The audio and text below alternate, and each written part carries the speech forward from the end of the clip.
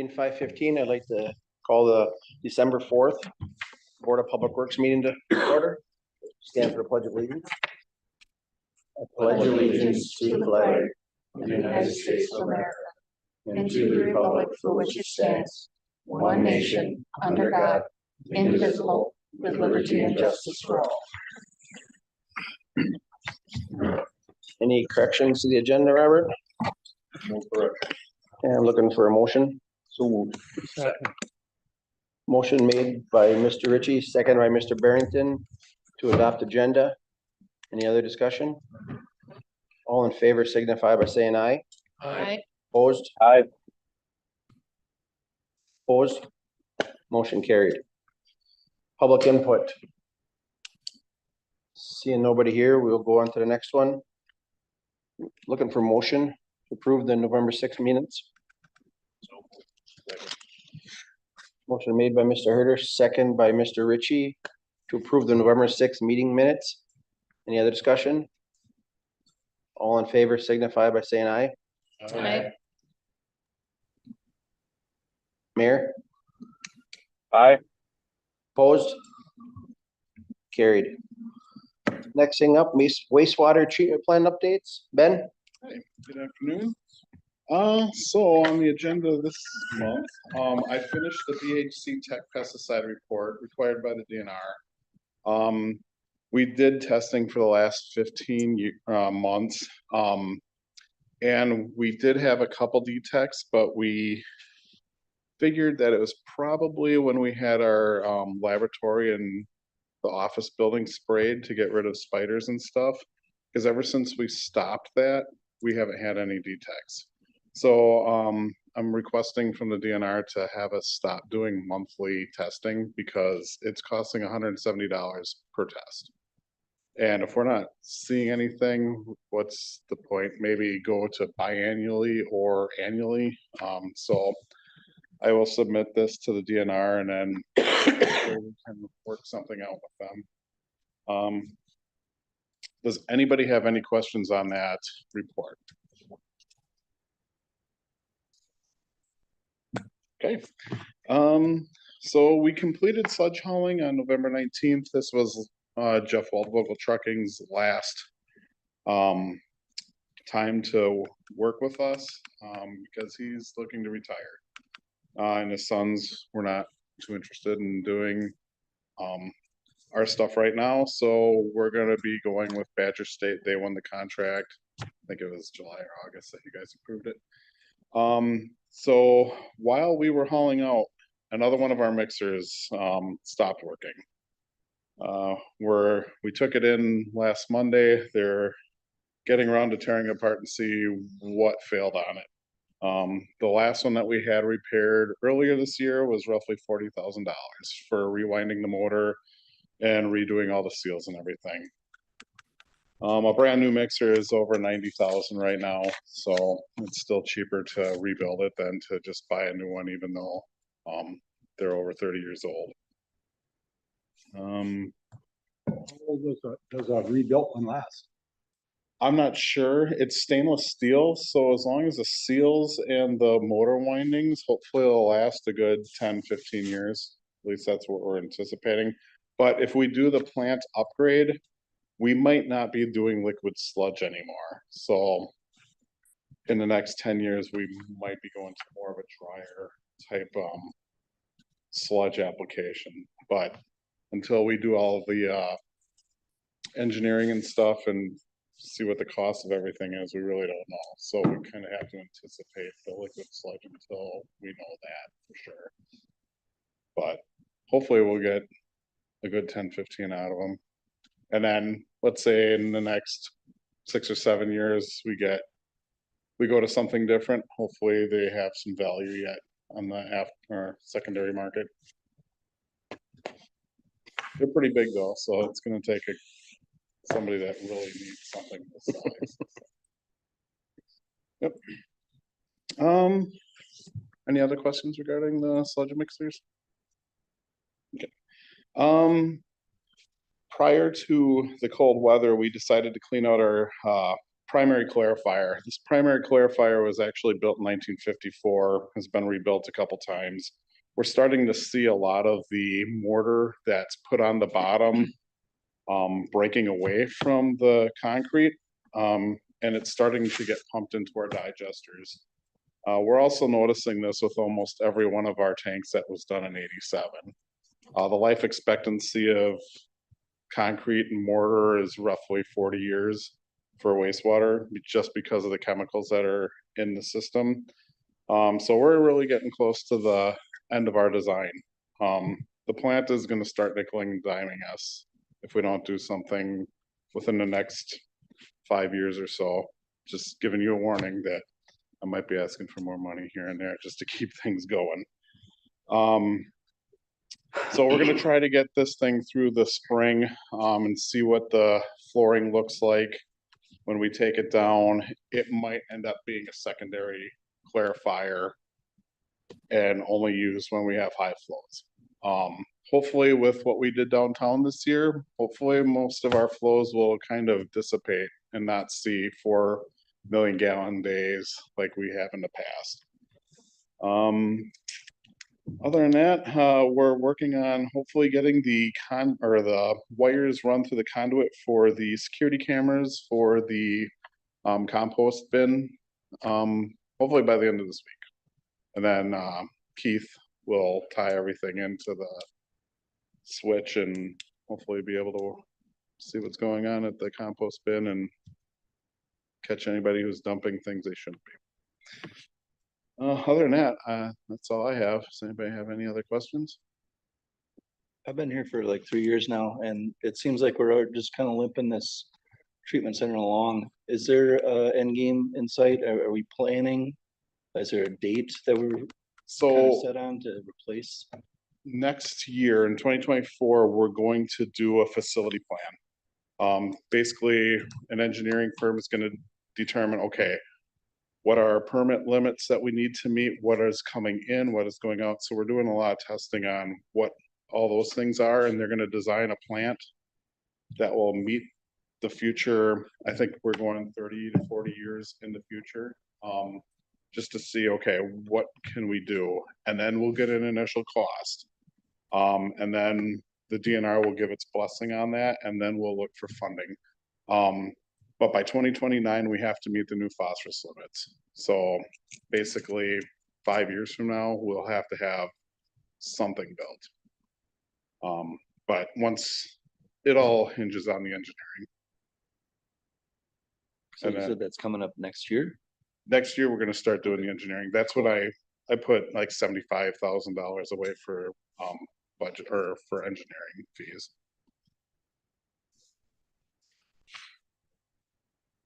Thank you. Anyone Any else? other questions for Ben? Hearing none. Thanks, Ben. All right, thanks. Have a good one. Thank you, Ben. Next, discussion on downtown parking.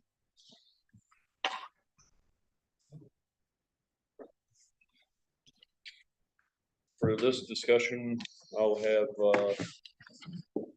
the police chief start off with his findings and his thoughts on enforcement and what we have going on.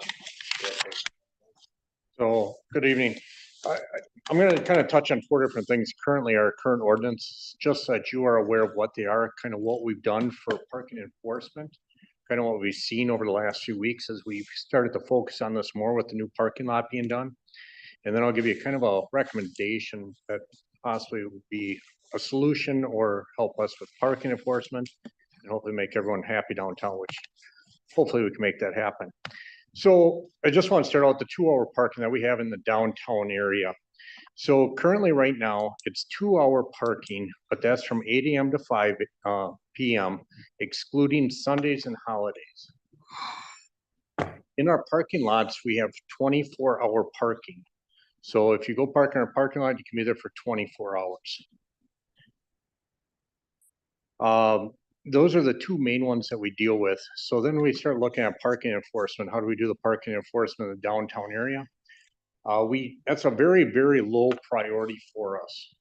It's not a safety issue.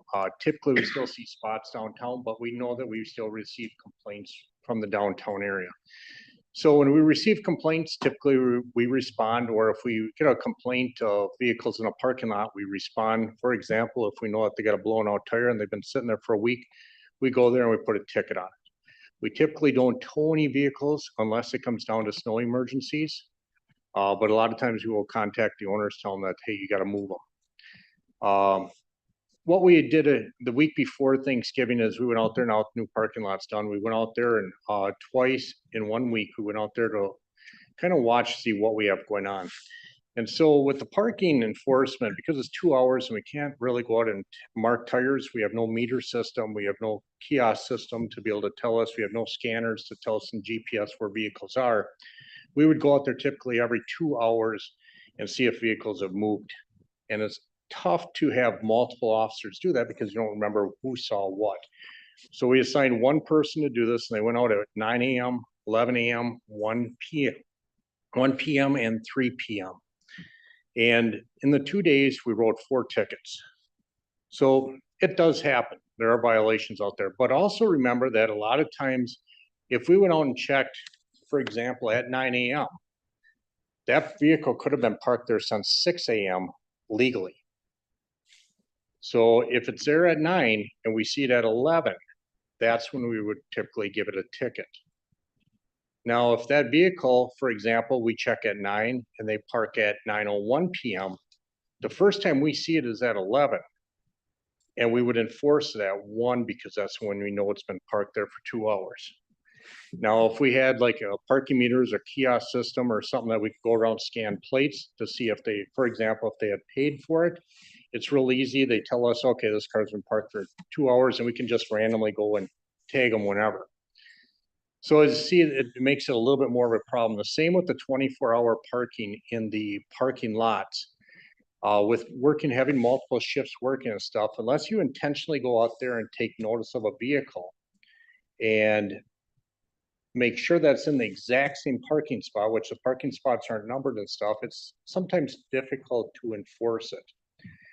We also run into the problem that sometimes where, for example, a business owner may call and say, okay, this car has been parked in the parking lot overnight, and we know it's been there parked more than 24 hours, but the person may work a 10 p.m. shift, a 6 a.m. shift. They get done at 5 p.m. and they come back to the business at 7 a.m. and it appears the car has never moved. Now, I'm not saying that always happens. A lot of times they are parked there for way too long, and the enforcement should be done. So what we ended up finding out is with the parking downtown, like I said, we had 4 vehicles in the 2 days that we wrote tickets to. Over a 2-week period, we wrote about 6 vehicles parked there from 3 a.m. to 6 a.m. That were parked there overnight. Sometimes we use discretion on this, especially on the weekends when we have vehicles maybe parked there. If we had more people parked downtown during the bar hours and stuff, you know, we don't want people driving necessarily, even though they could be in violation of that. We use our discretion to be able to enforce that. When we have snow coming, that plays another role into this, and we definitely make sure to get the vehicles off the road. We ticket them, and if they get in the way of the street department, they have the right to call and have them towed, or otherwise they give us a call and we'll call someone to tow them for them. So as you can see, there's different things that play into this. It's very time consuming with the parking enforcement for a low priority item. But as we develop the downtown area and stuff, I think there's a few things that we could do to make sure that we start getting the people in front of our businesses that should be there. And maybe, you know, some of the businesses that where there people are gonna stop and run in, I'll just use the antique store. They're gonna be in there for an hour. You want them there for an hour and they're gonna move and go on. But you might have across the road where people might go sit in the bar for a little bit longer. That restaurant wants people in there possibly longer than 2 hours.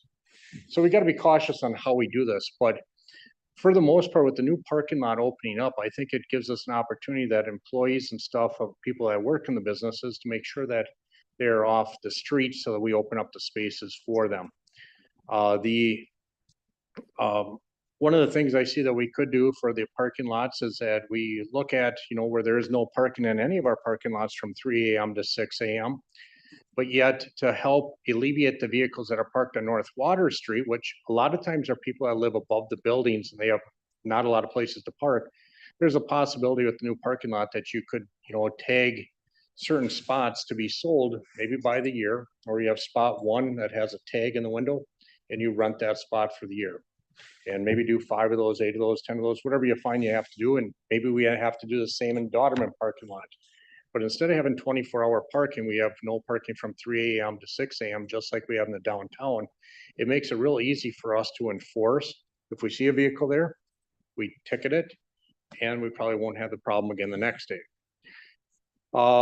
As far as enforcement downtown, we are gonna have an opportunity coming up here with some light duty and stuff of an officer that we can continue to do some enforcement. That assign people downtown, and hopefully that will maybe get them to gradually move into the parking lot, so that we don't have to worry about it as much. I don't like doing a lot of ticketing downtown unless it's necessary.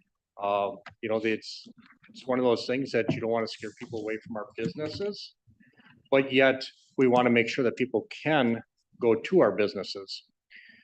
The last few days that I've watched it while I've been working during the day is I see typically that I've been counting about 15 to 25 cars downtown in the 4-block area. Majority of them are in the 3 blocks furthest to the east, that we see a majority of them. There's typically this first block here up to Wisconsin Street from Shawano, I would say 1 or 2 vehicles. I think it's much more heavily populated once you get down by in front of the old theater, the Mexican restaurant, the antique store down there is where the majority of the vehicles are. So I don't know if that helps you at all, what we kind of see, how we kind of enforce things. There's definitely things that we can do to work with you. If we get the opportunity next summer or in future summers to have a community service officer, that's someone that we could assign to help out with more of that enforcement. But I'm open to suggestions or answer any questions that you have to hopefully develop the downtown to have a good parking method, which I believe that we're not looking at any sort of metering. Or maybe we are, but metering is always the easiest for us to enforce. But if we're not looking at it, just that you guys have an understanding of how we kind of do it, and throughout a day, there might be times that, hey, we might check a vehicle at 9. And the next time we get out there might be noon, 1 o'clock, depending on what we're working on. I have a clarifying question, I guess. Sure. You had said that the parking lots between the hours of 3 AM and 6 AM? Currently, you can park in them 24 hours. Okay, But if we want to make sure that they're cleared for snow removal during the winter, and also so that they're, cleared out so that we don't run into a problem of someone staying more than 24 hours. So that way we know that, hey, there's fresh set of spaces open the next morning for businesses. If we have no parking from 3 AM to 6 AM, just like downtown, it gets them cleared out. It makes for easy snow removal. It also makes sure that the spots are open the next day, and it makes it easy for us to enforce, because we know that if anything's in that lot, except for maybe a designated spot assigned to someone, we can just go and ticket them. Typically, once we start throwing a ticket or 2 on, they end up moving. We have run into some problems in the past where we had a couple of vehicles from out of state that were living above the buildings up there.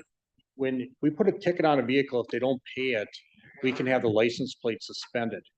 It runs into a problem for us when it's out of state plate, where we can't suspend those, so people don't take it as serious as they do from Wisconsin here. So it's different things. I believe what we did is eventually we started towing the vehicle, and I think that got the attention, so.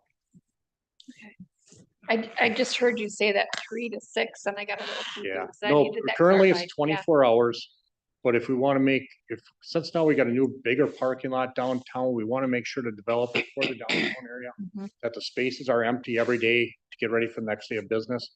I think that that would be a good solution, and it would also help out Robert and his guys cleaning out the parking lots without having to post anything. So if, in your experience, chief, the residents above, all them apartments, do you think that with this process, if you would give them a ticket, and then say they came down by you and said, well, where am I supposed to park? You think that would alleviate that where if they had that stall? Where Tim knew he could go to stall 3 and leave his car there 24 hours a day without getting harassed?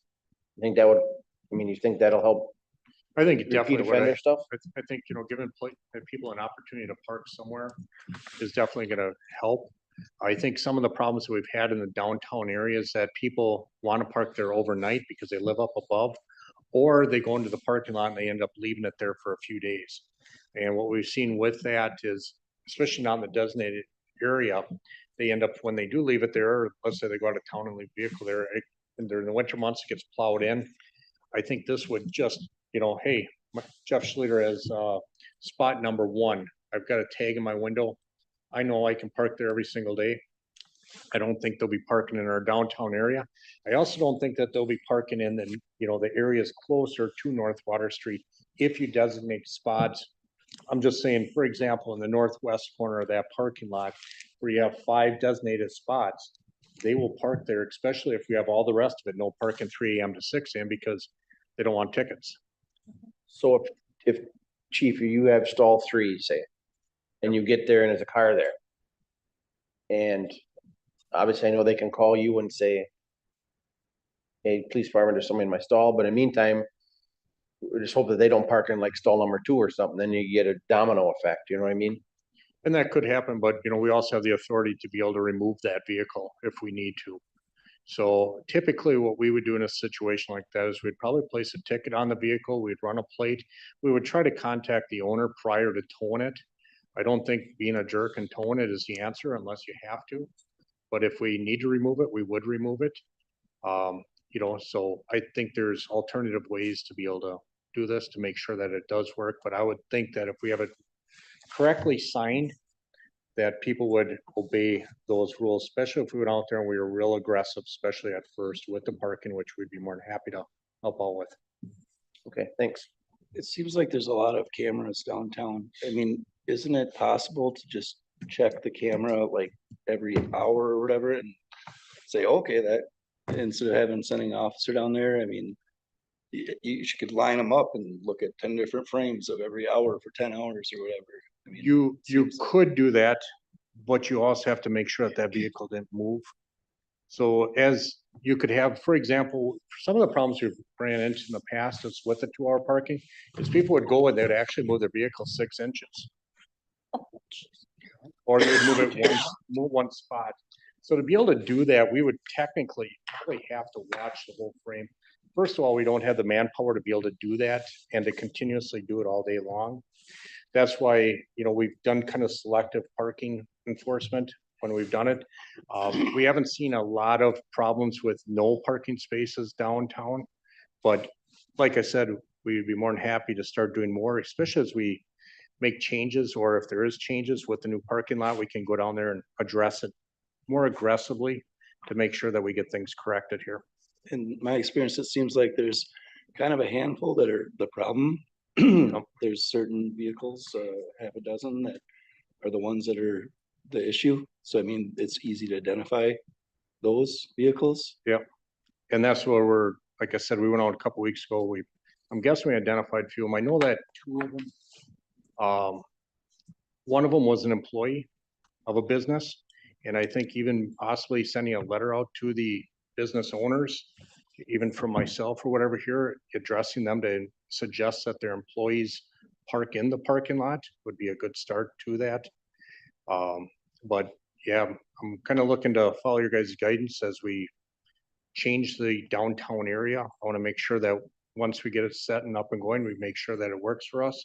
And in the meantime, we are definitely going to start looking at more enforcement to just see what we have to do to try to get people into those parking lots as we've suggested to them. Oh, no, I mean, obviously I'm down there all day, every day. I love the new parking lot. I think it's absolutely amazing. People are parking more over there. The, problem ones or whatever are getting off the street, which is making it more available for customers, which is really nice. You go down there anytime and it seems like there's 1 or 2 spots open even in the front. I thought it'd fill up in the front right away, but it's working out really great right now. I just want to make that comment. there's been a lot of use of it, almost, I mean, more use than I was even expecting, but there's as many cars usually parked in that parking lot as there is on the street, it seems like, so it's doing a good job. So are you saying, Jeff, that if a guy has say he has #1 spot down there, and he comes back to his spot and there's somebody parked in it, what are his options? His options would be, for example, to give us a call at the police department. We would go over there, we'd check on it. If he's got the tag and shows us, or the other vehicle doesn't have a tag, for example, in his window showing that that's his spot, we can ticket it. At that point, we'd probably try to give them a call to see if they could move it. If they can't move it, we would have that night, we'd have to probably decide, are we gonna tow this vehicle tonight? And maybe give someone permission to park somewhere else for the night? Or are we gonna have that vehicle towed? You know, and make sure that it's out of there. So we'd have a few different options we'd be able to have. I mean, we'd use discretion. I think if we designated spots and there's enough other spots, I don't think a lot of people would park in those. Especially though, I would like to see if we did do that, say, okay, this is spot #1 and the tag that you have in your mirror is #1. Don't designate, 10 spots to be able to park in. You get spot 1, you get spot 2, you get spot 3, you get spot 4. And I think that would help prevent people from parking in somebody else's spot. If we have a group of spots open, I think people are more likely to, I'll sneak in here tonight versus a designated number assigned to a spot. Well, then if this guy say he has to work and stuff and he calls up and there's somebody's in his spot, he calls you up. In the meantime, what's he gonna do? Park in a unmarked spot? You could park in an unmarked spot. And then you would realize that was him, so he wouldn't get a ticket. Yep. Yeah, they would give us their name and stuff, and we'd go over there. Typically, when we get calls, we go over there fairly quick to check on stuff, so. That individual would still be carrying that tag that designates that person to that spot. So even if they were parked in an alternate spot for that time being, they can still display that tag and know that they're okay because they've already contacted the police to try to resolve the issue of the parked car in the stall where it's not supposed to be.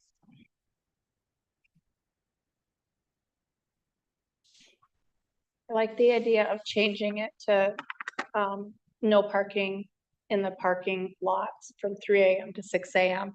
And then having the if you want 24-hour parking, you need to have a permit. I think that kind of there was a lot of discussion going on of what ifs, and it kind of eliminates a lot of them. I wasn't a big fan of having permitted parking, but after hearing this, if that's where you get to have 24 hours, then yeah. So what about the people that had one too many drinks and got a ride home, safe ride home? Where would they park? Well, I get what you're saying, because that's been my argument as well. And I guess that's where I would be wanting to say, hey, we're leaving, I'm giving Chief a call and saying, I'm leaving my vehicle here. It's a Chevy Impala, and this is my plate number. I'm leaving it and I'm getting a safe ride home. And I would hope that I would not get ticketed because I made the wise choice. And typically, that's where we leave it to discretion. A lot of times, that's why we don't ticket all the time, especially on weekend nights. But sometimes there are times that we've seen where people have gotten tickets and they come on in, they talk to a supervisor, they explain the situation. And every situation's a little bit different. Maybe it was, hey, my friend, I had to give him a ride home in his car because he had to work the next day or something, and I left my car down there. So we take all that into consideration when we make these decisions. But just because you got a ticket doesn't mean it's necessarily going to stand. But on the other hand, just because you're parked there doesn't mean you're going to get a ticket.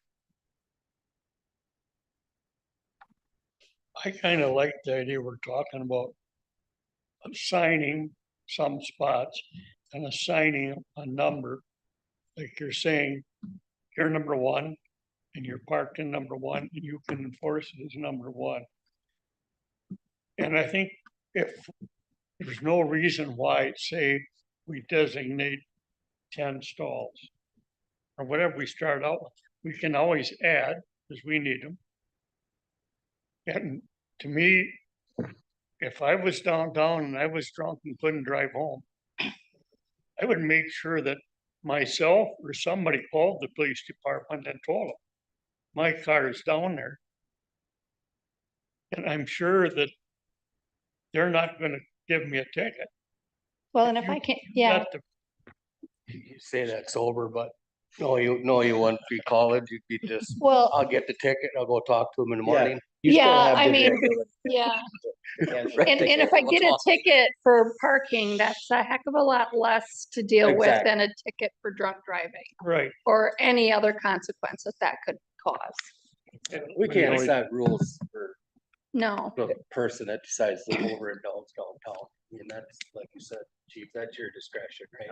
And the ticket allows us to tow the vehicle. That's what the ticket allows us to do sometimes. So for example, if we had a huge snowstorm on a Friday night and I get a call from Robert saying, hey, we're gonna be out plowing at, 4 AM. We placed a ticket on the window so that we can tow the vehicle.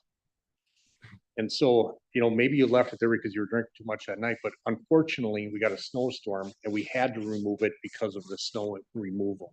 And that can happen from time to time, but most of the time, we have a lot of discretion to be able to what to enforce, not to enforce. And that's to our advantage as a city to make sure that we're enforcing what we need to. I'm really just not seeing an issue downtown right now. I just think this is unnecessary. You're exhausting the police efforts where they could use their efforts in better areas. I think originally we went down this rabbit hole because there were some council members that were upset that we bought that lot and we spent money for it and they were trying to recoup the cost for it. But I mean, I just don't feel like this is really necessary to have enforcement and have the administrative tie up for $10 a month or whatever for parking. How do we make sure the lots are clear then for the next day? Cause we can't just say no overnight parking 3 AM to 6 AM or nobody that lives above there could park anywhere in downtown. So we couldn't change that. Do 2-hour parking up front, 24-hour parking in back. Then you run into Then you run trouble into with another safety. bit. 3 to 6 is so that we can clear it out, so they can plow the streets. What do you do with other parking lots in town? I mean, You do the same thing to the other parking lots. From 3 to 6, you can't park there. so behind like Breeze and all that, you can't park there between 3 and 6. In the parking lot. Or over behind Easy Street, you can't park there between 3 and 6. Well, currently it's 24 hours, but if it was 3 to 6, it makes it easy for us to tag and move the vehicles so they can plow. There's like, I know up by Doggerman lot, there's angled stalls, which are, you can't leave the vehicle sitting there. And then there's ones right behind buildings. There's like, if you're a building owner, you might have 1 stall or 2. But same with when I lived in the back alley. There are, like behind the bakery, there's straight stalls. And then there were angled stalls. And back then, in the early 2000s, if you had a straight stall, like Mr. Bolt, that was his parking stall, he owned. And then the angled stalls were city-owned stalls. So there's different ways to differentiate and signage and stuff like that, but I do think that you need to have some kind of a permit process. I mean, I myself think we have to do something to get the streets and stuff clear because you're saying, there's, the last time I rode through the snowstorm this last week, when I come down that new parking stall, I saw at least 6 cars covered in snow. So they're overnight. I think for the safety of our people downtown, we have to have something that we can get our parking lots clear. And like the chief is saying, I think this is a terrific idea. It is getting stuff done. There's a lot of people older like myself. I still get around. But there's a lot of people that can't get around anywhere as near as good. And they are the ones that are really suffering when they try to do something downtown and they can't do nothing because we can't get stuff cleared out. Mr. Barrington, that is a very good point. That's one of the most common complaints that I receive in the wintertime. Exactly what you said. What about that parking lot down, behind where the old, fire station was? On the corner of South Pearl and Part of that's private. It's private. behind South Pearl to the north. Where they made that all into apartments now. Are you gonna number that part? The old city hall building. Oh, the old city hall. You know what I mean? City sold Yeah. that to that developer. That's private. Yeah, it's all private. Cause otherwise, how are you gonna know who lives upstairs? I just don't see the difference. If you have an identified spot that's yours, you can park there for a week, right? So say it snows and you don't move your car. How is that any different than you're in a different spot? How are you Because, gonna clear that? the It's not the general whole public's parking lot. not gonna use that spot anymore because it's numbered.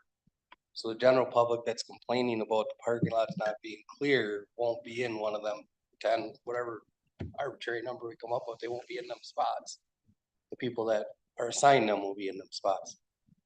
So based on this discussion, can I make what I am recommending? And then we can kind of go over that and pick it apart. It'll kind of clarify all these other areas, other city parking lots.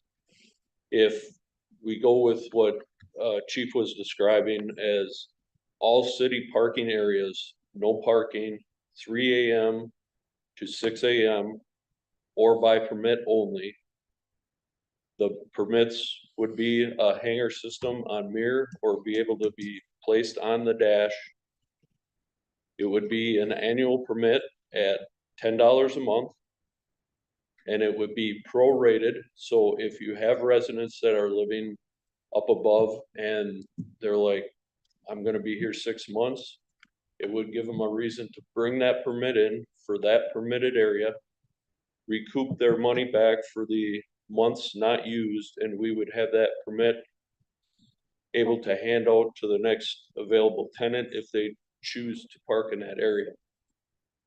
Every city parking lot would have an assigned area and signage to go along with those individual stalls that they would want to purchase the monthly lease, so to speak, on an annual basis.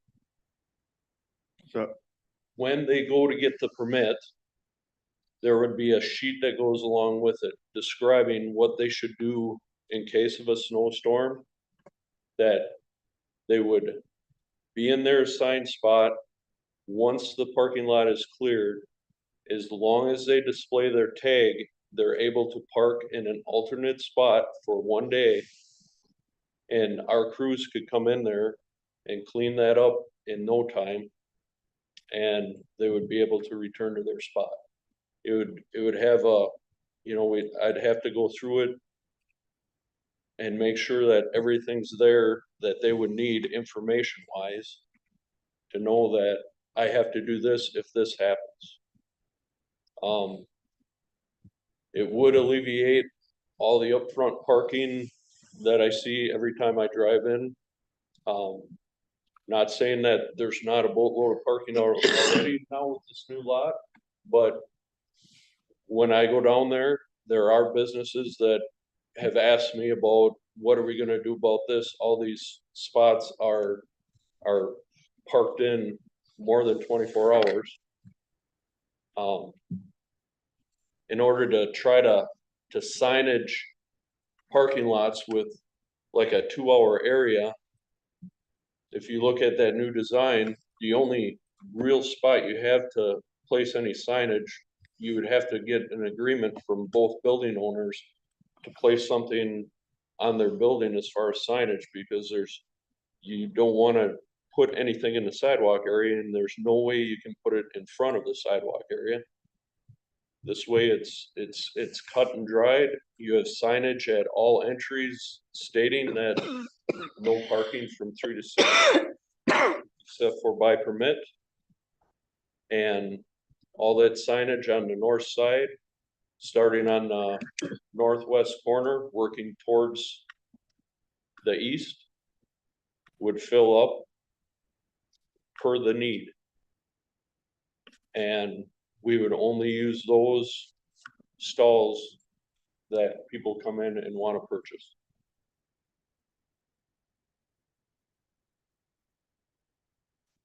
Well said, Robert. I guess any other discussion for this? No, I agree with him. You have to start someplace. And you know you're gonna have to tweak it. That's just the way it is. I think it sounds. You only have a few places to sell up behind a pantry. Cause most of those businesses have their own parking. Correct. Behind the business. I think a lot of that's gonna be self-policed pretty easily, once they know that they have an option. Hopefully. And if you end up doing this, we'd have to look at the ordinance to get some of this stuff changed. So I think it's 7074A where it talks about the 24 hours. So there'll be some ordinance work, not only just recommendations for this, but that you'll have to complete. Any other discussion? And that's the point for tonight. So that tonight was to get your feedback so that Robert can make a ordinance or potential changes, whatever you decide tonight. Potentially changing this and then coming up with what the policy is for the designated rentable stalls or whatever you want to call it. I guess if nothing more, I'd like to thank Chief Schluter for coming down and giving us a little guidelines, and hopefully Robert's got some ideas and thoughts to bring something back to us. Thank you for the insights. Yeah, absolutely. And if you ever want assistance from the police department for new stuff, once we get things done and we want to see extra enforcement on certain items, don't pass on to Robert. Robert pass it to Chad. We'll definitely help out with whatever we can. So, thank you much. All right, thank you. I do have a question regarding are the parking lots also gonna be 2-hour parking, or is it gonna be longer?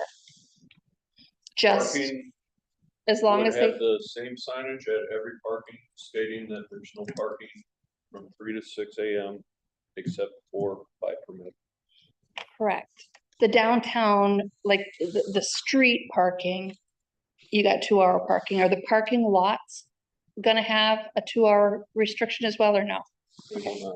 I just need to know when I go get my hair done. Just Takes a little on- longer. Just the main I'm street. not looking to change any of the verbiage for on-street parking for the downtown area at all. I think that's good to And have then 2 that hours way, there. if people are spending 3 to 4 hours down there, they don't have to worry about a certain area they have to go to in the parking lot. They just know I have to park in a parking lot. Mhm. Thank you. So the street would not be, you can park on the street between 3 and 6? No, Because right now the it's code right only now during the is winter. You do not park in the street during the winter. between 3 and 6. actually, I believe it's Year year round. round. It's year round. Yeah, it's around 3 to 6. Downtown. Yes. Right here. I think it's your side streets, your residential streets that are the 3 to 6 after, is it November 1st? Yeah, November 1st. that is, well, that's right Yep. On the street would be 2-hour parking. Parking lots would be open from 6 AM till 3 AM.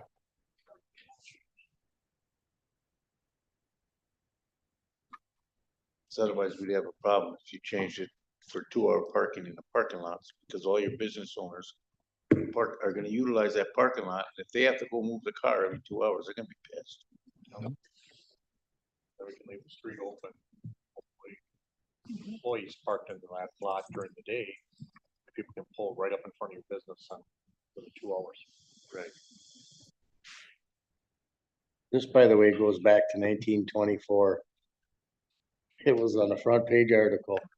Someone, and it was requesting business owners, because the farmers and the people bringing in trade to the city and doing dealings with the business owners had to park too far away from the businesses to conduct trade, because the business owners were parked in front of their businesses, and it came up. I did the history calendar project recently, and it came up just about every couple of years. for 100 years. And that was the number one problem. Was downtown parking. They put parking meters up, they cut the parking meters down. They were gonna put them back up. So thank you for all the work. Yeah, I think there was even an ordinance not that long ago for tying up your horses, how long they could be tied up, so. yeah. You guys have a great night. Thank you. Thank you. Thank you. All right, let's move on to approve and recommend to council license agreement between Amcor and the city of New London for installation of pedestrian crossing signs on High Street. Robert?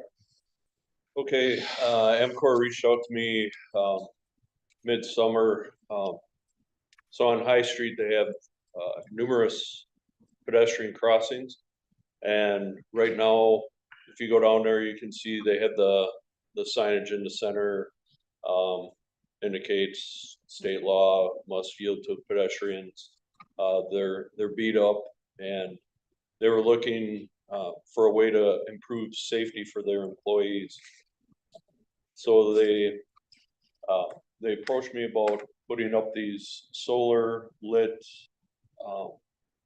push to cross pedestrian, signs at each one of their crossings that they have going from their big parking lot that you see on the north to the south building.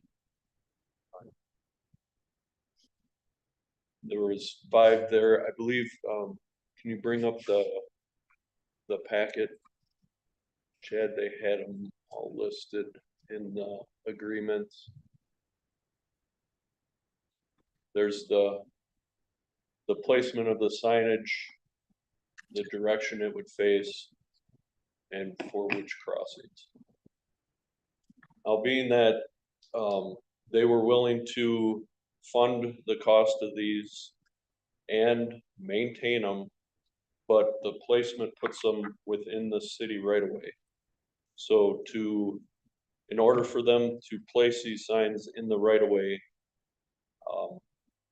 on advice from the city attorney that they should draw up an agreement, which he did look over, to hold the city harmless in case there was a vehicle that were to strike one of those signs and they tried to in turn sue the city for damages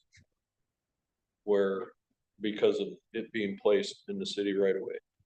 So this agreement follows all the city guidelines as far as insurance and the liability aspect of everything.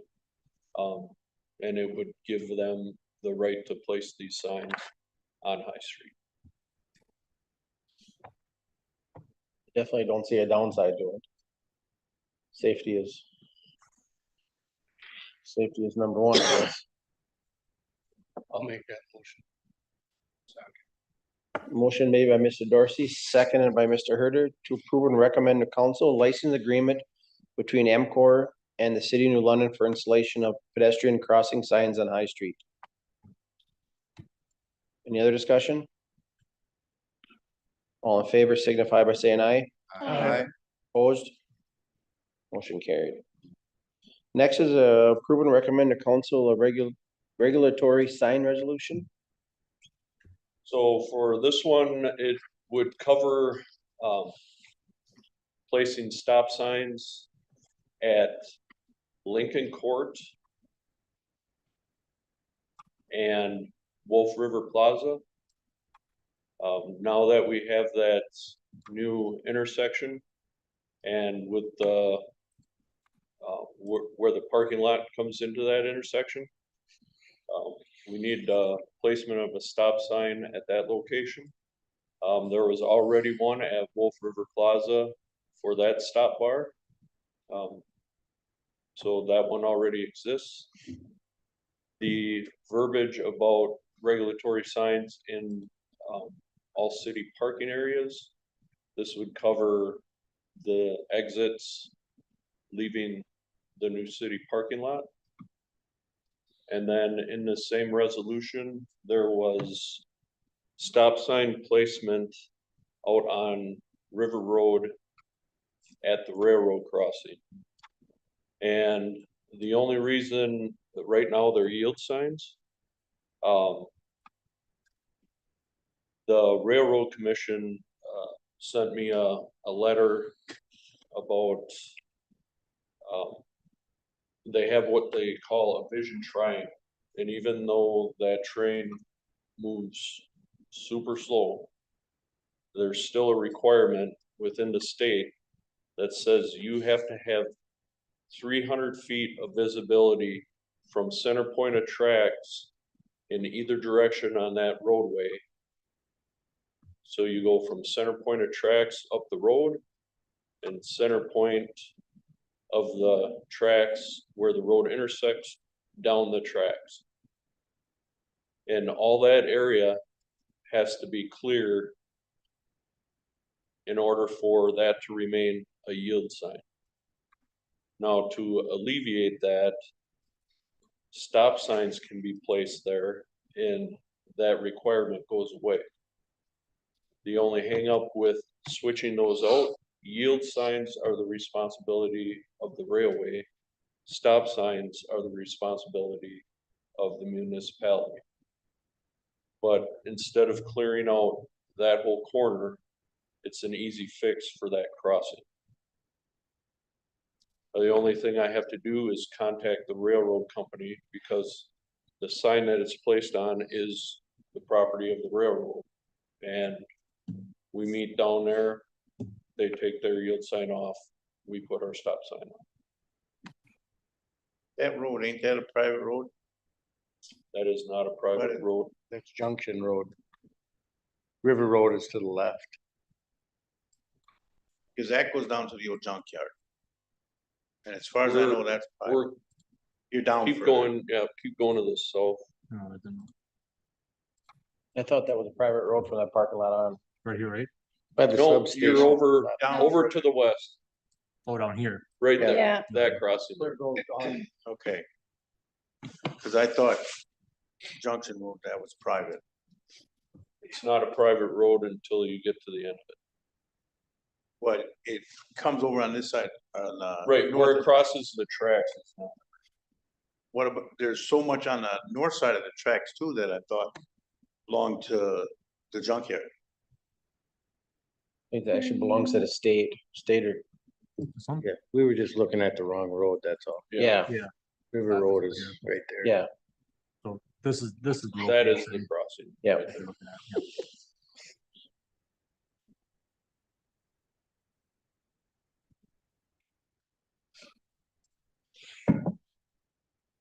Believe it or not, there's actually been a couple train car accidents there. Back when there was the bridge there yet. Can't be more than 10 cars that drive by there in a week. If that, Yeah, people that live down there in that house, be the only ones going down there, really. but, to alleviate the whole, and some of that is lowland, so.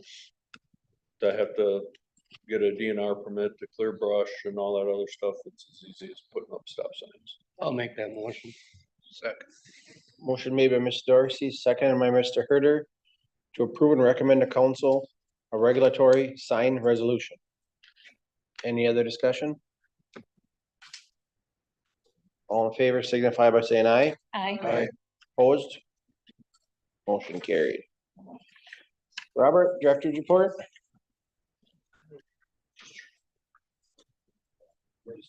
And in the railroad tracks, be all happy. Okay, for service anniversaries, I have Don Goodrow, street operator, will complete 18 years of service on December 5th, tomorrow. And also Christine Clark, or Chris Clark, administrative assistant, deputy elections clerk, will complete 1 year tomorrow. And I'd like, yes. She's been a big help, not only to myself, but I know, also for, Park and Rec. Got on quick and huge help, especially with, all the recent phone calls. And elections. And elections, yes, very busy. 2023 construction projects are now complete for the year. The contractor will be back in spring, touching up all the areas that were backfilled. There'll probably be quite a bit of settling and stuff of that nature going on, so they'll re-landscape those areas this spring, bring them up to par. In the next couple weeks, and actually I've started already, reviewing the snow policy that the city has, with the main focus being on the amount of snow we're seeing distributed back into the street after we go through and plow. You go through all the verbiage in the policy and that relates back to municipal code. But when you get to the code section, it does say it's illegal and it identifies that it's a penalty, but there's no actual defined cost to the penalty other than it could be anywhere from $10 to $1,000,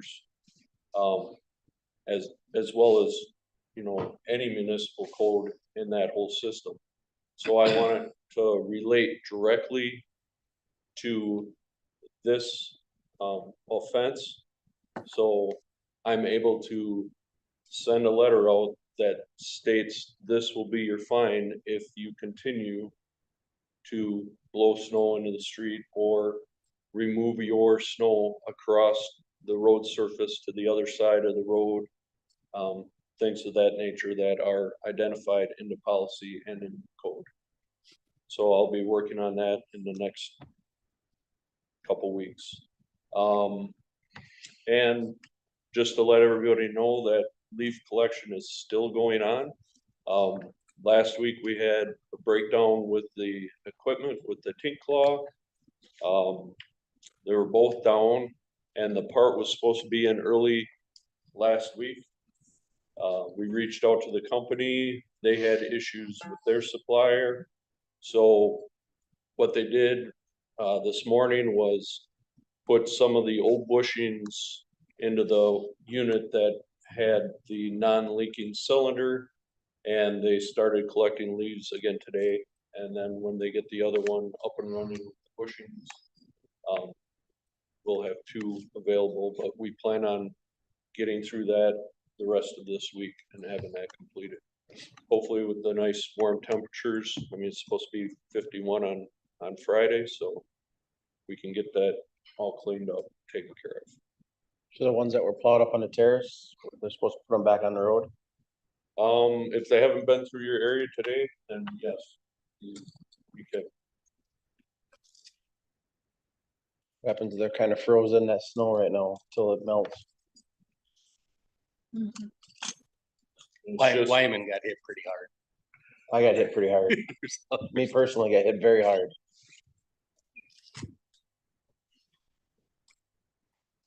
Anything else for Robert? That is all I have for the report. Okay, thank you, Robert. Future agenda items, we still have that large item disposal service that we'll get to sometime. This winter, yes. And then that downtown parking fee, you're gonna come back with some kind of policy or recommendation for us. Correct. Sounds good.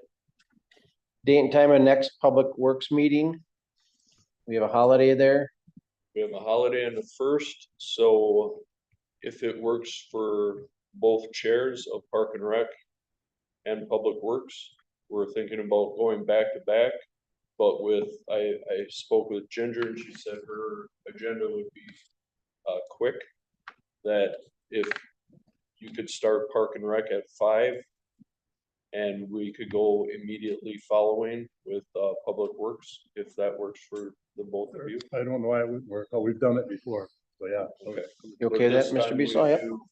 Park and Rec first at 5 and immediately following Public Works. On January 2nd? On the 2nd. See what we can do for that. Anybody else have any concerns with that double meeting that for the holiday? Otherwise, I think we're good, Robert. Yes, sir. Looking for motion for adjourn. I'll make that motion. Second. Motion made by Mr. Ritchie, second by Mr. Barrington to adjourn. Any other questions on that? All in favor signify by saying aye.